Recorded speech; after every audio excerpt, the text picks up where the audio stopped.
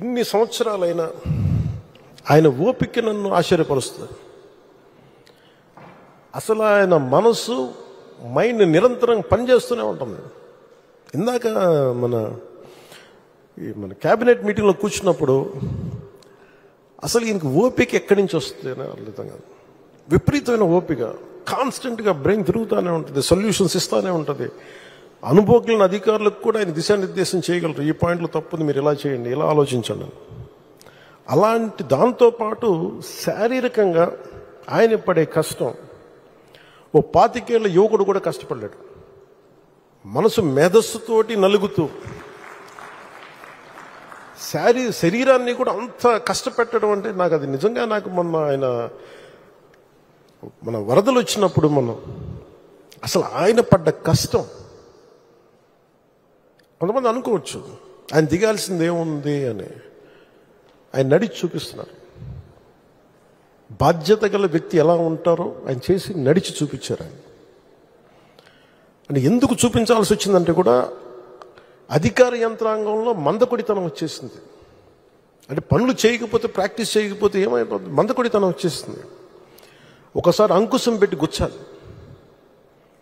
అలా ఆంధ్రప్రదేశ్ అధికార యంత్రాంగాన్ని గుచ్చడానికి ఆయన దిగారు. ఆయన అసలు ఆయనకు అవసరం లేదు. ఈ ప్రపంచంలో కూడా మీరు చెప్పండి, 9/11 ఇన్సిడెంట్ జరిగితే జార్జ్ బుష్ వచ్చి కూర్చోలేదు అక్కడ న్యూయార్క్లో.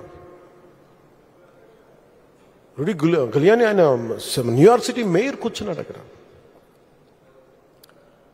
ఆయన అందరూ విమర్శిస్తుంటే నాకు ఒకటే ఆలోచన వచ్చింది. అన్ని స్థానిక సంస్థల్లో వైసీపీ నాయకులే కదా మీరందరూ, మేయర్ కానీ సభ్యులు కానీ అన్ని పాలనా వ్యవస్థలు అన్నింటిలో కూడా it is nothing but YCP. 70% పంచాయతీల్లో వాళ్ళే, అన్ని స్థానిక నగర పంచాయతీల్లో మనకి అన్ని నగరపాలికలు అన్ని సంస్థల్లో కూడా వాళ్ళే. అసలు విజయవాడలో ఉన్న మేయర్ ఏమైపోయి ఫస్ట్ సిటిజన్ అంటాం, మొదటి ప్రథమ పౌరుడు అంటాం కదా విజయవాడకి. వాళ్ళకి బాధ్యత లేదా? వైసీపీకి బాధ్యత లేదా? ఎంతసేపు ఆయన్ని విమర్శించడమేనా? నాకు అనిపించింది అసలు పంచాయతీలు కానీ స్థానిక సంస్థల్లో ఉండే వైసీపీ సభ్యులు కానీ ఏమైపోయారు? కష్టాలు వచ్చినప్పుడు అందరం కలిసి కట్టుగా ఉండాలి, కానీ తర్వాత కొట్టుకుందాం. ప్రజలు కష్టాలు ఉన్నప్పుడు అప్పుడే మాట పెట్టుకుంటాం. వాళ్ళకి అన్నం పెడతామా, ఆదుకుంటామా, లేదంటే వాళ్ళని కూర్చోబెట్టి తిడతామా పక్కన సహాయపడే వాళ్ళని. బురదలోకి దిగి, నీళ్ళల్లోకి దిగి ఆయన ఒకవైపు నడుస్తూ ఉంటే ఆయన అభినందించాల్సింది పోయి ఆయనకి పక్కన మన కూర్చోబెట్టి ఒక మాట అనుకుని ఉంటే చాలు చేసే వ్యక్తిని. ఆ రోజున ఆయన పడ్డ కష్టం నాకు నిజంగా నాకు గుండె చెమర్చింది.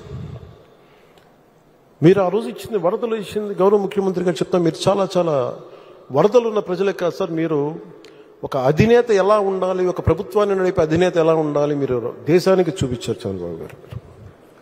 మనస్ఫూర్తిగా ఇన్స్పైర్డ్ అస్. మీకు మాటలు పట్టడం కొత్త కాదు, కానీ మీరు చేసే మంచి పనుల్ని, మీరు చేసే ఈ కష్టం